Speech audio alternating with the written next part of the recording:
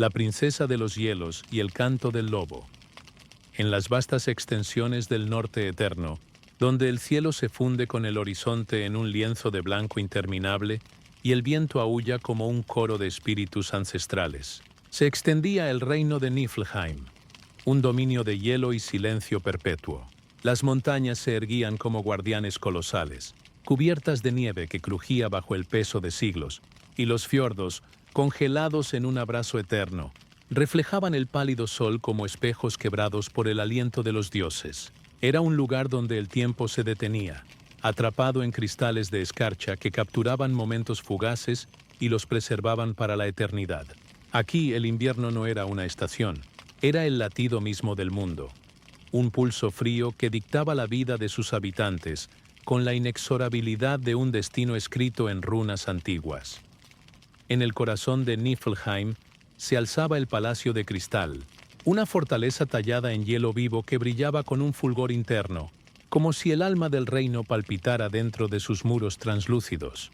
Sus torres se elevaban hacia el cielo como dedos acusadores, y sus salones, iluminados por auroras boreales que danzaban en el techo como velos etéreos, resonaban con el eco distante de cantos olvidados. Era el hogar de la princesa Eira, una joven de 18 años cuya belleza era legendaria en las tierras heladas. Su cabello blanco como la nieve virgen caía en cascadas suaves hasta su cintura, enmarcando un rostro pálido y delicado, con pómulos altos que recordaban las crestas de las montañas y labios rosados como el primer rubor del amanecer ártico.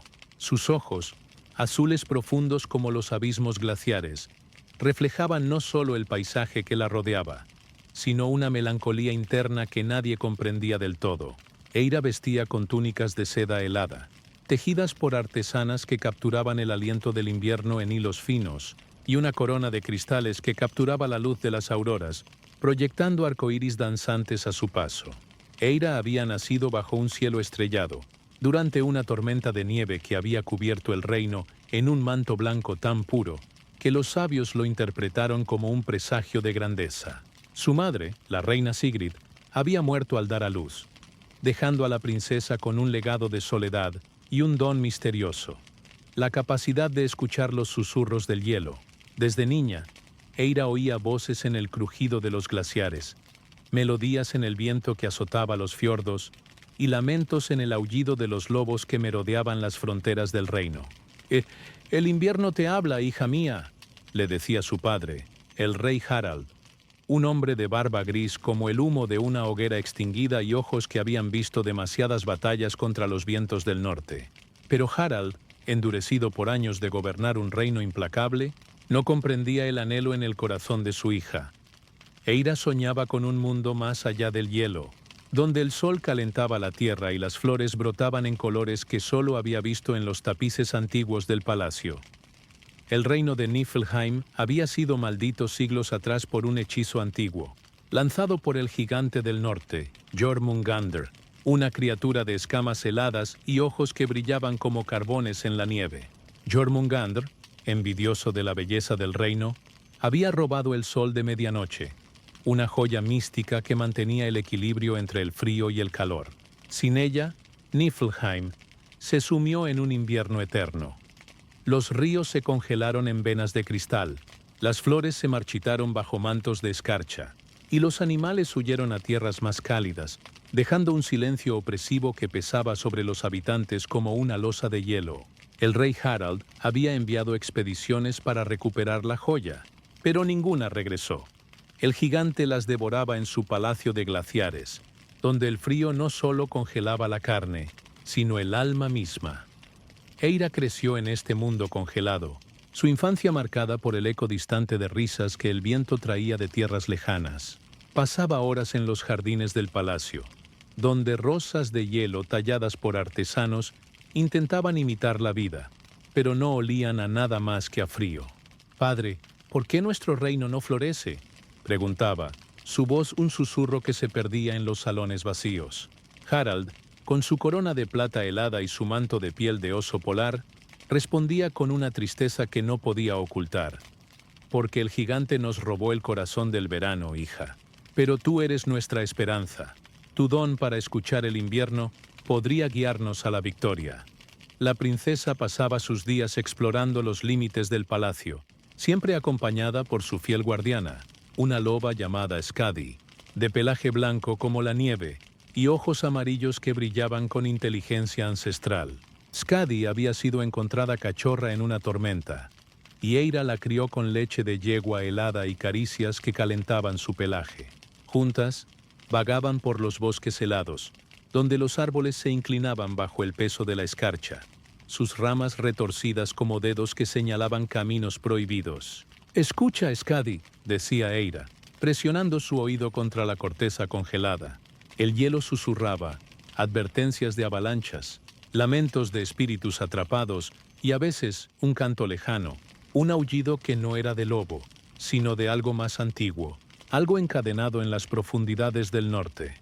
Una noche de luna llena, cuando las auroras boreales danzaban en el cielo como velos de seda verde y púrpura, Eira oyó el canto por primera vez.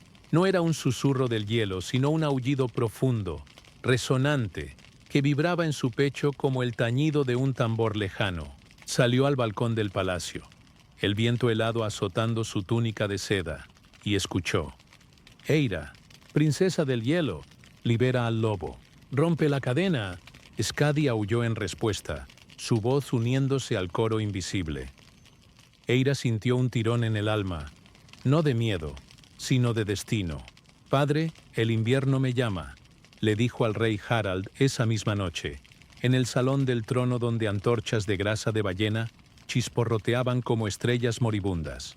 Harald, con el rostro surcado por arrugas como grietas en el hielo, negó con la cabeza. «El norte es muerte, hija. Jormungandr no perdona a los que buscan su joya». Pero Eira, con ojos que brillaban como el sol de medianoche perdido, insistió. «El canto me guía. Debo ir, o nuestro reino se congelará para siempre». Al amanecer, Eira partió en secreto, montada en un trineo tirado por renos de cuernos plateados que relucían como la luna.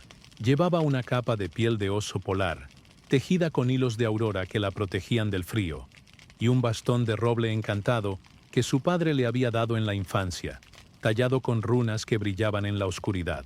Skadi corría a su lado, su pelaje blanco fundiéndose con la nieve como un fantasma viviente. El camino al palacio del gigante era un laberinto de peligros. Fiordos congelados que se agrietaban bajo los patines del trineo como vidrio quebradizo, ventiscas que aullaban maldiciones con voces de mujeres perdidas, y trolls de piedra que emergían de las montañas, sus ojos rojos brillando como carbones en la nieve, demandando acertijos para dejar pasar. «¿Qué es lo que muerde sin dientes, enfría sin hielo y vuela sin alas?», rugió un troll en el paso de la montaña quebrada. Eira, con el corazón latiendo como un tambor de guerra, respondió. «El viento». El troll se apartó, gruñendo, y el camino se abrió. Pero el canto del lobo crecía con cada paso. Un aullido profundo que vibraba en sus huesos, guiándola como una brújula invisible. «Fenrir, Fenrir», susurraba el viento, y Eira recordaba las leyendas de su niñez. Fenrir, el lobo gigante encadenado por los dioses para prevenir el Ragnarok, el fin del mundo, pero cuya canción liberaba a los que lo escuchaban de sus propias cadenas. En el corazón del norte, donde el cielo se tocaba con la tierra en un abrazo de hielo eterno, Eira encontró la cueva del gigante, un palacio de glaciares tallados, con torres que se elevaban como dientes de dragón y salones donde el eco de cada paso resonaba como un trueno lejano. Jormungandr la esperaba en el trono de huesos congelados, su cuerpo colosal envuelto en escamas heladas que reflejaban el mundo como espejos distorsionados, sus ojos rojos brillando como carbones ardientes en la penumbra. «Princesa del hielo», rugió. Su voz un estruendo que hacía temblar las estalactitas como lágrimas cayendo. «Has venido por mi sol, pero el calor es mío, y tú serás mi reina helada». Eira no tembló. En cambio, escuchó. Bajo el rugido del gigante, el canto del lobo resonaba, un aullido que vibraba en su pecho como una melodía olvidada. Skadi aulló en respuesta, y Eira entendió. Fenrir no era enemigo del gigante, era su prisionero, encadenado en las profundidades de la cueva. Su canción, un lamento que rompía el hielo. «Libera al lobo. dijo Eira, su voz firme como el bastón de roble. Y el sol será tuyo, pero el reino florecerá. Jormungandr rió, un sonido que hacía caer fragmentos de hielo como dardos, pero Eira no luchó con espada ni magia. Cantó, una melodía nórdica que su madre le había enseñado antes de morir. Notas suaves como el tañido de un piano en la distancia, evocando el calor del sol dormido y el lamento del lobo encadenado. El canto reverberó en la cueva, las escamas del gigante temblando como cristales al borde del quiebre. Fenrir, el lobo gigante con pelaje negro como la noche eterna y ojos amarillos que brillaban con furia contenida, rompió sus cadenas con un aullido que sacudió las montañas como un terremoto. ¡Libre!, rugió, su voz un coro de vientos boreales. Jormungandr, debilitado por la canción que deshacía su hechizo de frío, entregó el sol de medianoche, una joya resplandeciente que Eira tomó en sus manos, su calor derritiendo la escarcha de su piel como un abrazo largo esperado. Con Fenrir a su lado, Eira regresó a Niflheim, el lobo guiándola a través de tormentas que ahora se apartaban ante su aullido. Al llegar al palacio, colocó la joya en el trono, y el invierno se retiró como un velo levantado. Ríos descongelados cantaron, flores brotaron en explosiones de color, y los animales regresaron, bailando en el claro. El rey Harald abrazó a su hija, lágrimas heladas derritiéndose en su barba. «Has roto la maldición, mi princesa. El canto del lobo te guió». Eira sonrió, Fenrir a su lado como guardián fiel, su aullido ahora un himno de libertad. Y en las noches de Niflheim, cuando las auroras bailan, Eira canta bajo el cielo estrellado, su voz uniéndose al aullido del lobo. Lección: el canto del corazón deshace cadenas que la fuerza no puede romper. Duerme, soñador, con el piano tocando aullidos suaves, imaginando hielos que se funden en primavera eterna. Fin.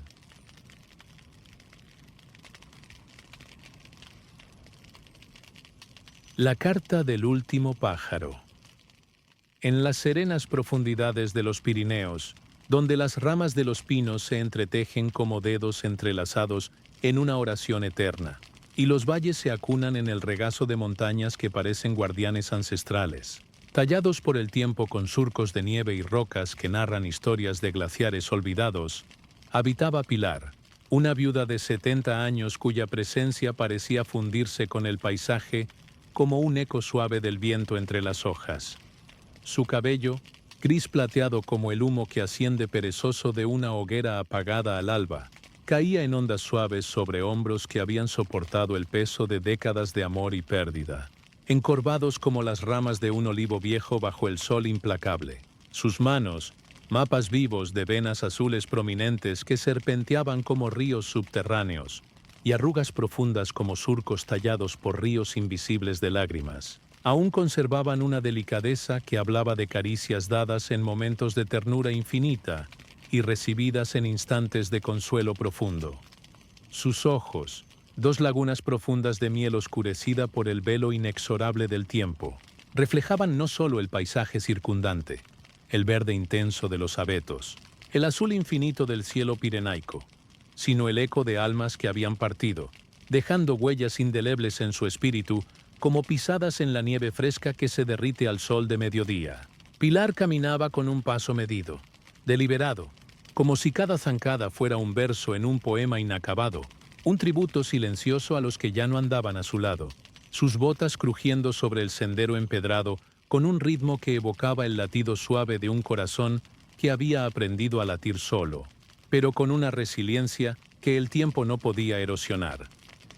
El pueblo de Valle de las Aguas Dormidas era un rincón suspendido en el abrazo del tiempo, un lugar donde las casas de madera ennegrecida por la intemperie se agrupaban como viejos amigos en torno a una plaza empedrada, con un puente de piedra arcuado que crujía bajo el peso de los recuerdos, como un abuelo contando anécdotas con voz ronca y pausada. El arroyo, ese hilo plateado de vida que serpenteaba entre las colinas con gracia serpentina, era el pulso vital del valle. Sus aguas claras, frías como el beso de la mañana invernal, reflejaban las nubes errantes que flotaban como pensamientos fugaces y los sueños de quienes se inclinaban sobre ellas. capturando en su superficie ondulante los rostros de los vivos y los ecos de los ausentes. En primavera, las flores silvestres brotaban como promesas renovadas a lo largo de sus orillas, pintando el paisaje con toques de violeta delicado y amarillo vibrante que evocaban la juventud perdida, flores que Pilar recogía con manos temblorosas para adornar la mesa, recordando cómo Elena las trenzaba en coronas infantiles.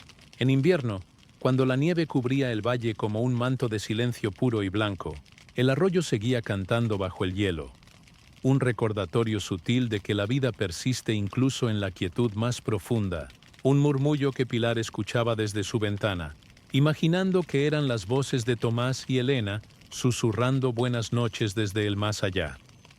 Pilar había nacido en este valle, en una casa humilde donde el aroma a pan horneado se mezclaba con el humo de la leña de encina, creando un perfume que impregnaba las paredes como un abrazo eterno. Su juventud fue un tapiz de colores vibrantes, bailes en las fiestas del pueblo bajo cielos estrellados que parpadeaban como ojos cómplices, risas compartidas con amigas mientras lavaban ropa en el arroyo, el agua fría salpicando sus rostros juveniles como bendiciones juguetona, y el primer amor que floreció como una rosa silvestre junto al puente, donde Tomás la cortejó con poemas improvisados que rimaban con el murmullo del agua. Tomás, su marido, era un hombre de estatura media pero presencia imponente, con una barba que siempre olía a tabaco dulce y ojos que brillaban como el reflejo del sol en el arroyo quieto. Su risa era ronca, como el graznido de un cuervo juguetón, y sus manos, callosas de tanto manejar sacos de cuero gastados, eran suaves cuando la tomaban en las noches de luna llena, un contraste que Pilar adoraba como el de la nieve sobre las flores primaverales. Juntos construyeron su hogar al borde del bosque, una casita de piedra con un patio donde el sol jugaba al escondite, con las sombras de un roble centenario que parecía vigilarlos con benevolencia. El roble era el guardián silencioso del pueblo, su tronco ancho como el abrazo de un padre protector, sus ramas extendidas como brazos que habían acunado generaciones con ternura infinita. Pilar y Tomás plantaron flores a su alrededor, rosas rojas por el amor apasionado que ardía entre ellos como una hoguera en invierno, lavandas azules por la calma de las noches compartidas bajo las estrellas, y manzanillas blancas por los sueños que tejían juntos en la quietud de la madrugada. Su hija Elena llegó como un regalo del cielo en una primavera de flores exuberantes, con ojos que capturaban el azul del arroyo y una risa que hacía danzar las hojas del roble como si el árbol mismo se uniera a su alegría infantil. La felicidad era un río constante en esos días, mañanas de pan fresco horneado por Pilar, con el aroma invadiendo la casa como una bendición que despertaba los sentidos y llenaba el aire de promesas de días buenos. Tardes en que Tomás regresaba del correo con cartas que leía en voz alta, su voz ronca convirtiendo noticias lejanas en cuentos encantados que Pilar y Elena escuchaban con ojos brillantes. Noches en que Elena dormía entre ellos, su respiración suave como el murmullo del arroyo, un ritmo que sincronizaba sus corazones en un latido compartido. Pilar enseñaba en la escuela del pueblo, moldeando mentes jóvenes con cuentos de hadas y lecciones de vida, sus palabras fluyendo como el arroyo que nutrían las almas sedientas de conocimiento. Tomás entregaba no solo misivas, sino pedazos de esperanza. Una carta de amor para la maestra soltera, un telegrama de nacimiento para el herrero, un aviso de duelo que suavizaba con palabras de consuelo que Pilar admiraba como obras de arte.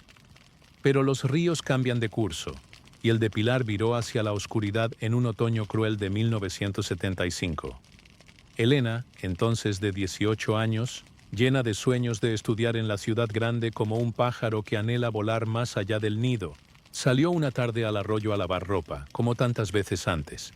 El agua, hinchada por lluvias torrenciales que habían convertido el valle en un tapiz de charcos y barro, traicionó su paso, un resbalón en las piedras lisas, pulidas por siglos de corriente, un grito ahogado en la corriente turbulenta, y Elena se fue con el río, su cuerpo encontrado 3 días después, enredado en raíces como un abrazo final del bosque que la había visto nacer. Pilar lo sintió antes de saberlo. Un vacío en el pecho, ese vacío que se abre como un abismo cuando el corazón pierde un pedazo, un tirón en el alma como si el arroyo hubiera arrastrado parte de su esencia vital. Tomás la sostuvo esa noche, sus brazos fuertes como el roble, pero sus ojos, esos ojos que brillaban, se nublaron para siempre. Un velo de dolor que no se levantaría. Nuestra estrellita se fue a bailar con las nubes, dijo. Pero su voz era un eco roto, un susurro que se perdía en el viento. La pérdida los unió en un duelo compartido, un lazo de dolor que tejía sus días como hilos oscuros en un tapiz que antes era vibrante. Pero el tiempo, ese ladrón sigiloso que se lleva no solo años sino pedazos del alma, cobró otro peaje 5 años después. En una mañana de niebla espesa que envolvía el valle como un velo de luto impenetrable, Tomás se fue. Su corazón, ese músculo fiel que había latido al ritmo del correo durante décadas, decidió descansar en paz, dejando un silencio en la casa que resonaba como un eco vacío.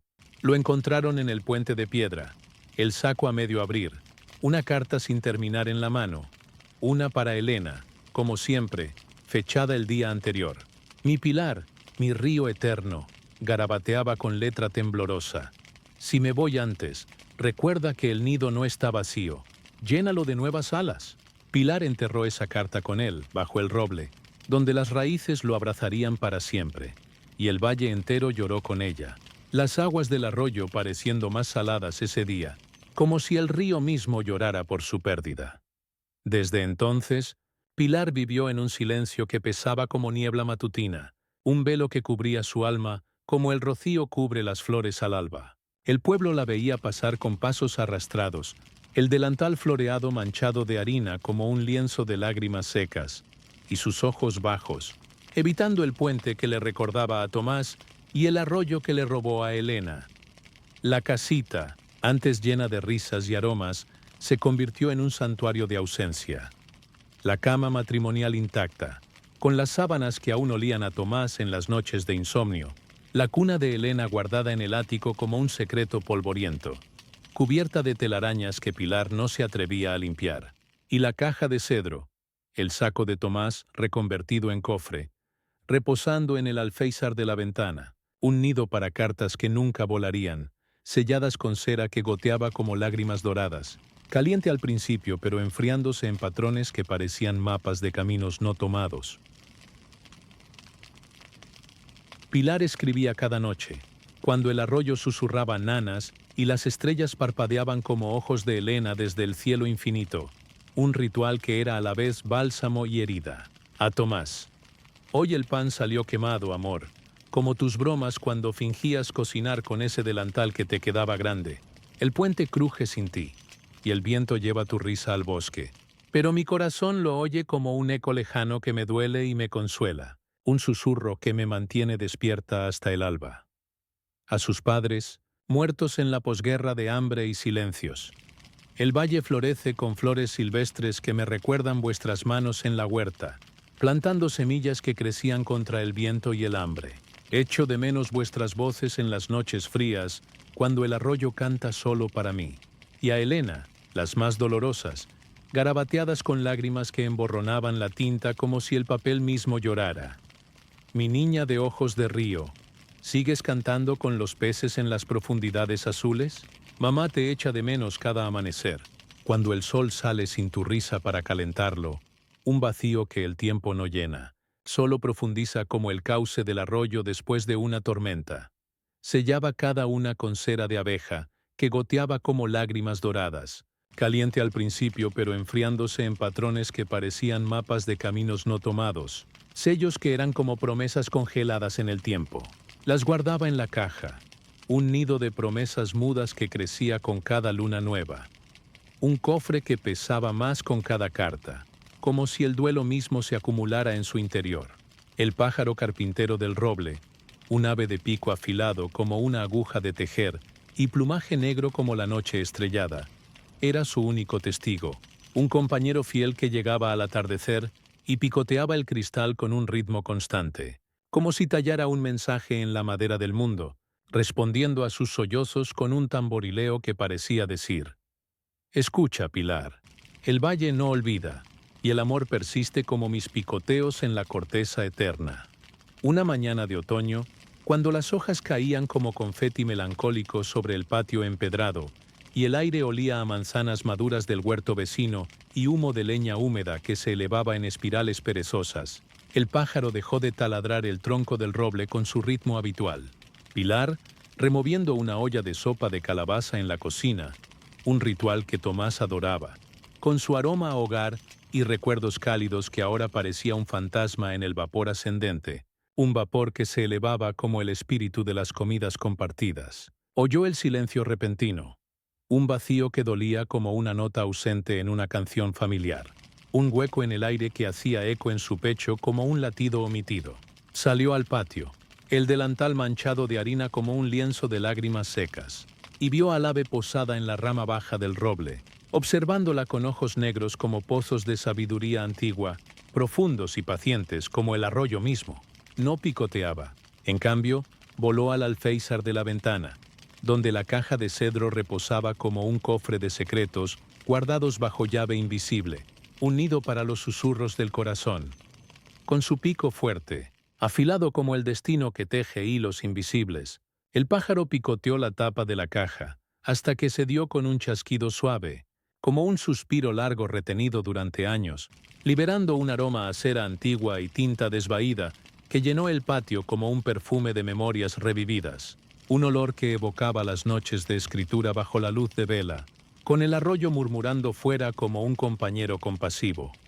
Pilar se acercó, el corazón latiendo con un ritmo nuevo, entrecortado como el vuelo del pájaro, un pulso de esperanza mezclada con el miedo de lo desconocido que se arremolinaba en su pecho como nubes antes de la lluvia.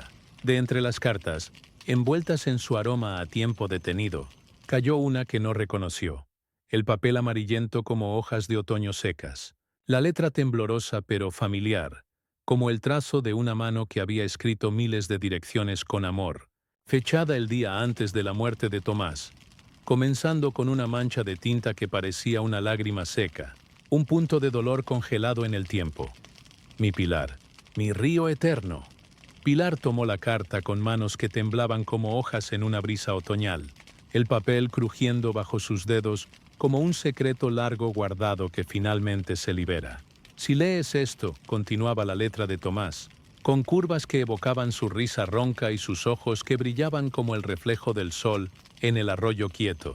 Es que me he ido antes de lo planeado, como un cartero que entrega su última misiva antes de la hora, dejando el saco vacío pero el corazón lleno. No llores por mí, amor mío. He volado con los pájaros que tanto amabas, esos que tallan nidos en los sueños y picotean las estrellas para hacerlas brillar con luz nueva. Te dejo esta última carta, no para atarte al pasado como una cadena de hierro frío que pesa en el alma, sino para liberarte como un pájaro que abre sus alas al viento de la mañana, listo para volar hacia horizontes desconocidos. Vive, mi Pilar, con el fuego que te di en nuestras noches de estrellas fugaces y besos robados bajo el roble, con la pasión que ardía como una hoguera en invierno y la ternura que era como el sol de mediodía calentando la tierra.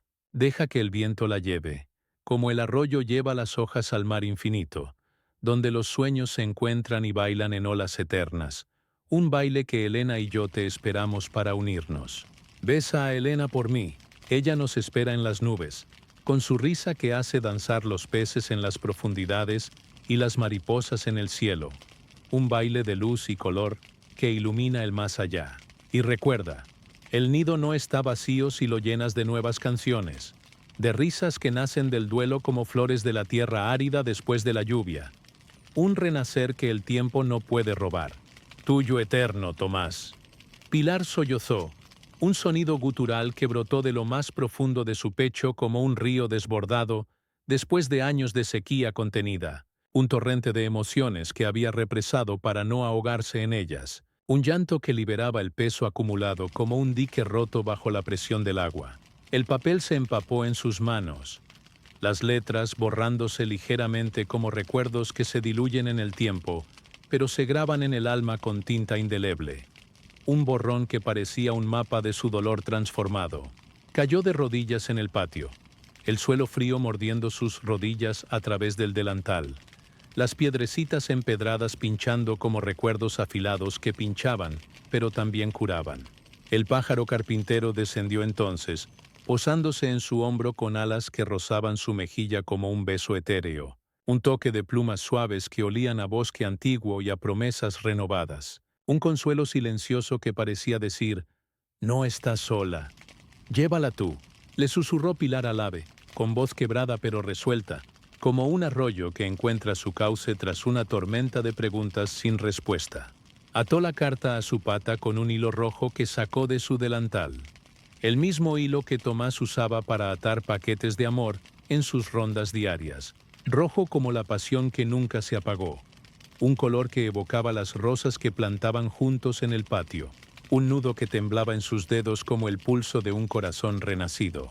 El ave no voló hacia el cielo, como en los cuentos que Elena adoraba contar antes de dormir, con princesas y dragones que se resolvían en besos y finales felices. En cambio, descendió hacia el arroyo que bordaba el jardín, un hilo plateado de agua que serpenteaba entre guijarros redondeados como perlas de río y flores silvestres que aún resistían el otoño con pétalos valientes. Un camino que parecía predestinado.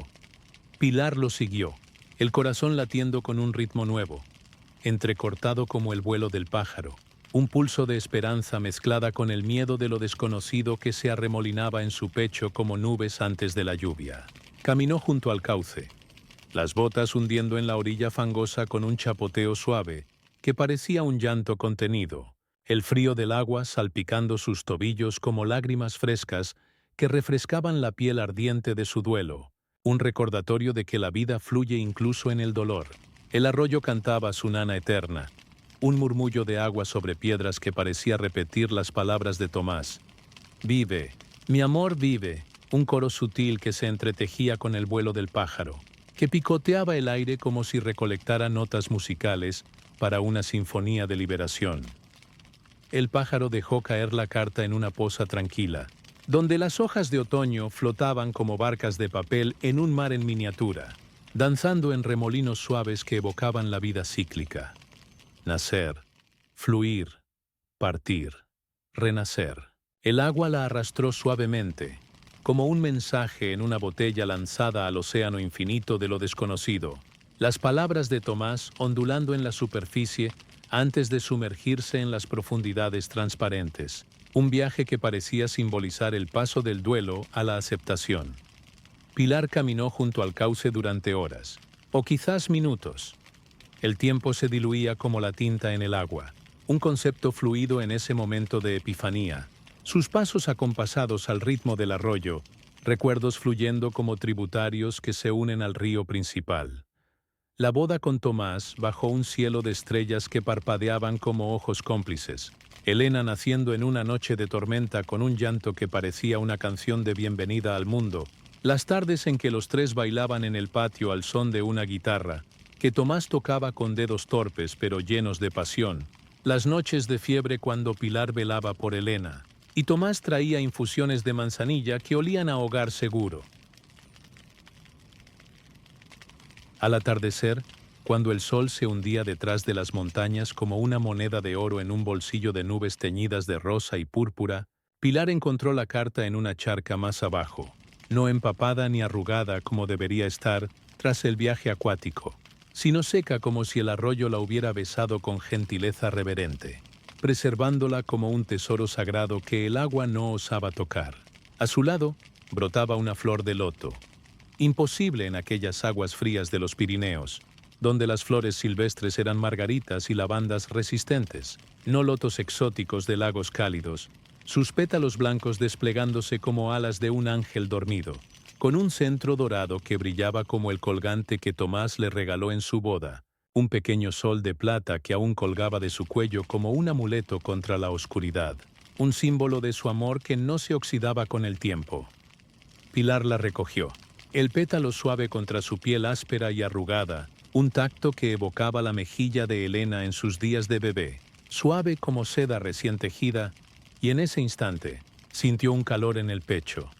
No el fuego abrasador del duelo que quema y destruye, dejando cenizas amargas, sino el de una chispa reavivada, un brasero que calienta sin consumir, un fuego que ilumina el camino adelante.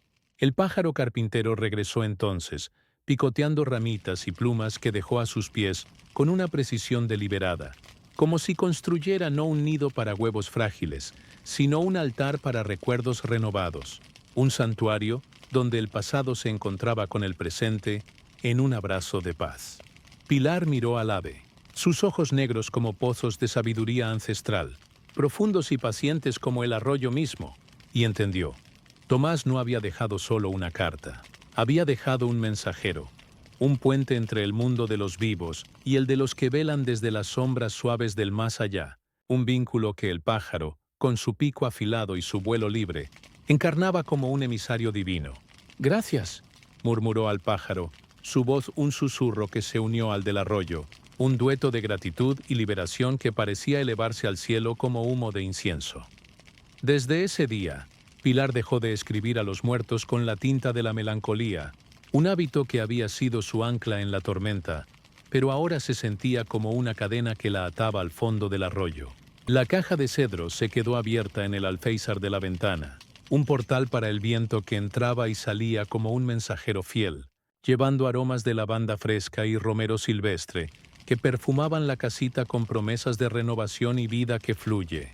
En cambio, caminaba al arroyo cada mañana, al alba cuando el valle aún dormía bajo un manto de rocío plateado, que brillaba como diamantes diminutos dispersos por una mano generosa, y soltaba pétalos de flores silvestres al agua, rosas rojas por el amor apasionado de Tomás, margaritas blancas por la inocencia de Elena, lavandas azules por la calma que ahora inundaba su alma como un bálsamo suave. El pájaro carpintero se convirtió en su compañero constante. Volaba a su lado durante los paseos, picoteando el suelo para desenterrar semillas que Pilar plantaba en el patio, transformando el espacio en un jardín de memorias florecientes donde cada brote era un tributo a los que habían partido. Los vecinos, que antes la veían pasar con pasos arrastrados y ojos bajos, evitando su mirada por miedo a contagiarse de su duelo como si fuera una enfermedad del alma, ahora la saludaban con sonrisas curiosas y abiertas.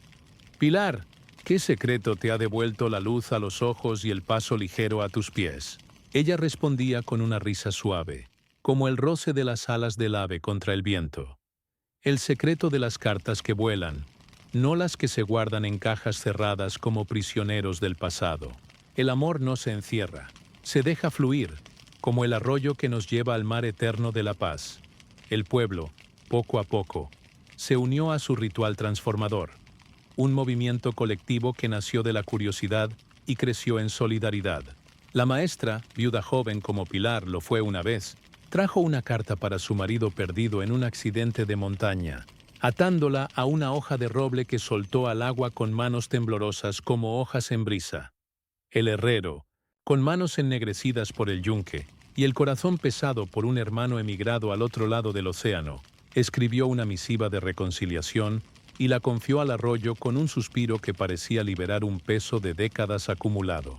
Juntos, al atardecer cuando el sol se hundía en un abrazo de naranjas y púrpuras que pintaban el cielo como un lienzo de despedida diaria, se reunían en la orilla del arroyo, soltando pétalos y hojas como cartas vivas, mientras el carpintero picoteaba ramitas para un nido colectivo en el roble, un santuario que crecía con cada historia compartida.